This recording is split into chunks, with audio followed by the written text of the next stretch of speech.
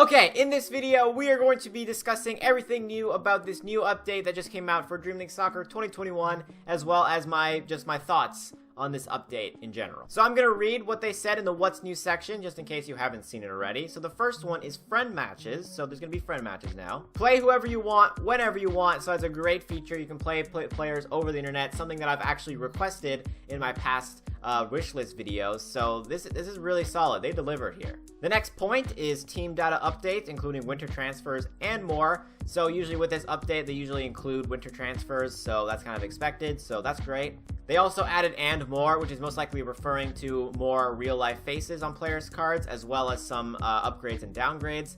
I'll show you those later too. The next one is upgraded visuals, new lighting adjustments, and it looks kind of weird, but I'm pretty sure you'll get used to it. So the pitch looks a little different. I'll also show you that. Some gameplay improvements, an even smoother experience than before. Probably won't notice that, and then bug fixes, which I probably won't notice that either. So that is all they said, but that's not everything they added. So let's just show you everything. So let's start out with the more section of the main menu. As you can see, it looks a little bit different since they made a little bit of room for friend matches. As you can see, I've won a game already. They actually record it in your records. So now you have career, live, exhibition, and friend. So that's really cool. We'll get into friend matches later, but let's go into training and I'll show you the new lighting change they were talking about. You can already see it here. So it's a lot more darker. It's like they just brought the shadows just down. This gives me kind of a Dream League Soccer 2017 vibe. I'll show you a picture of what the pitch looked like in Dream League Soccer 2017.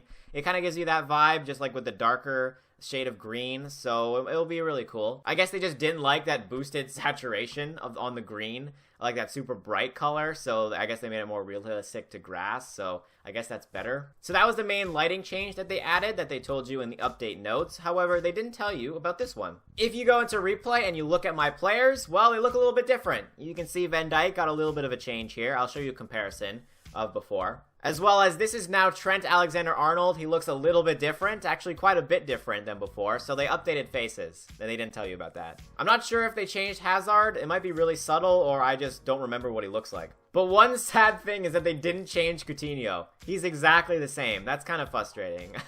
But maybe next update, okay? I don't know if that's the lighting, but I think they changed De Bruyne, so that's nice. And the best facial change that they actually did in this update was probably Neymar. He didn't look that realistic before, but look at him now.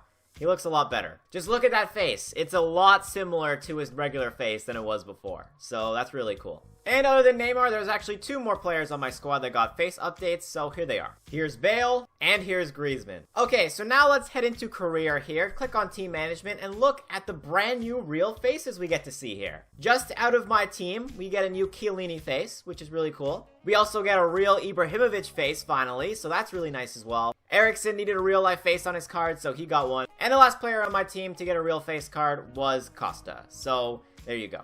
Now there's so many other players in the game that probably got real life faces, so I guess check your team and see the updated faces. So we covered the updated visuals with the new lighting and the new faces, as well as the realistic cards, so let's get into the team data. Well, with the new winter transfers, we usually see players enter the game, or leave the game, or just switch teams, but, you know, when they switch teams, that doesn't really do much. All it does is change the kit they're wearing in their card, if they're even actually wearing a kit.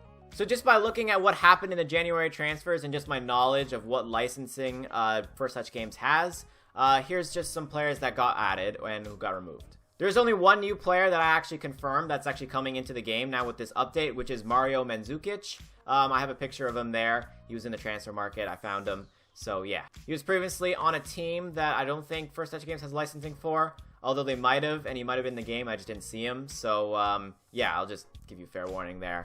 As for players being removed, I believe Ozil got transferred. However, they might actually have Super League licensing, so that one's not confirmed. However, I do believe that Khedira has left the game. I have not seen him in the transfers, as well as he got transferred to Bundesliga. So yeah, you can't get Khedira anymore. I'm sorry.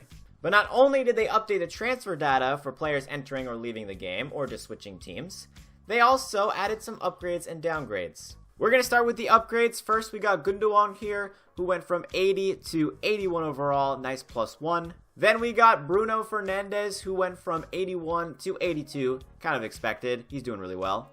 We also got 81 to 82 HAALAND, which, again, we expected. He's going to go far. He's really good. As for downgrades, we got Asensio here, who went from 81 to 80 overall. Small little downgrade. Then we got Lacazette, who went from 80 overall down to a rare at 78. And Umtiti also went from a legendary to a rare from 81 to 79. Pretty big downgrades here. Now keep in mind, these are not every single upgrade or downgrade that came with this update. There's probably others. I kind of just picked the ones that stood out to me, so just letting you know that.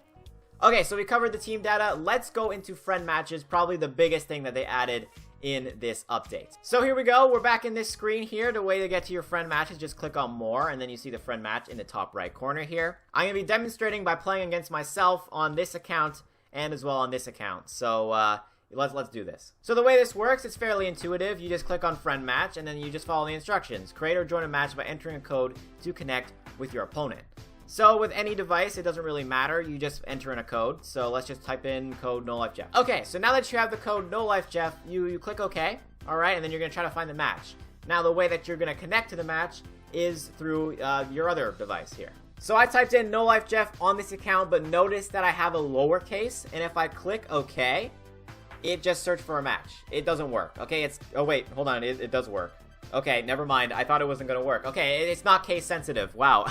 Okay, yeah. So that's how it works. It just puts you into a game. No warning, no nothing. So yeah, now I can play along with both my accounts. I can move, I can control. See, I'm controlling with my phone right now. I'm running around here, and I can control here. So it's a fully functional friendly match. It's really solid. So let's connect to one more friendly match here. It should be good. So yeah, it basically shows you your little record in the bottom there, and it kind of just takes you right into the match. There's not like, this is who you're playing, or, you know, prepare your lineup or anything. It's kind of just, you press OK, and then you just go into it. It's almost like when you press OK on your match, it's like you're pressing to play an online match. It's basically the exact same thing. A lot of it actually functions like a normal online match. If I just press pause here, then it'll pause for both of us. So yeah, normal stuff. So I'm going to turn off Wi-Fi. So now I'm getting a connection issues here, but I'm completely fine. I can keep moving on this, right? Let's see what happens. I'm actually curious. Okay, there we go. See, it disconnects you from the match. So I still have connection problems. That's still going to be a while.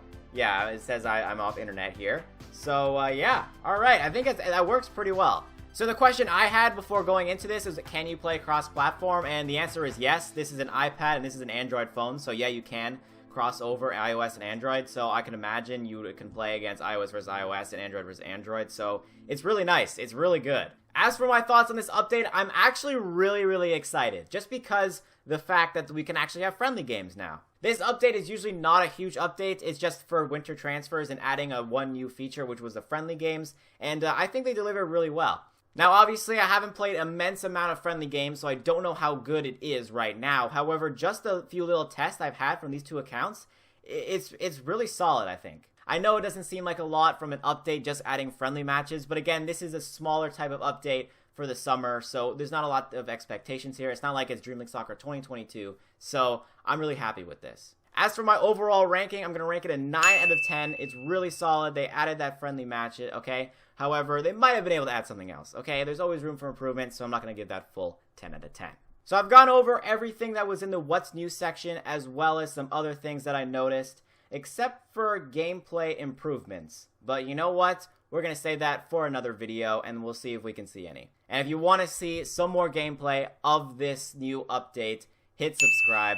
I'm going to be posting more gameplay videos, more challenges, and all that stuff. So if you like that stuff, subscribe. Thank you guys for watching. I'll see you guys in the next video.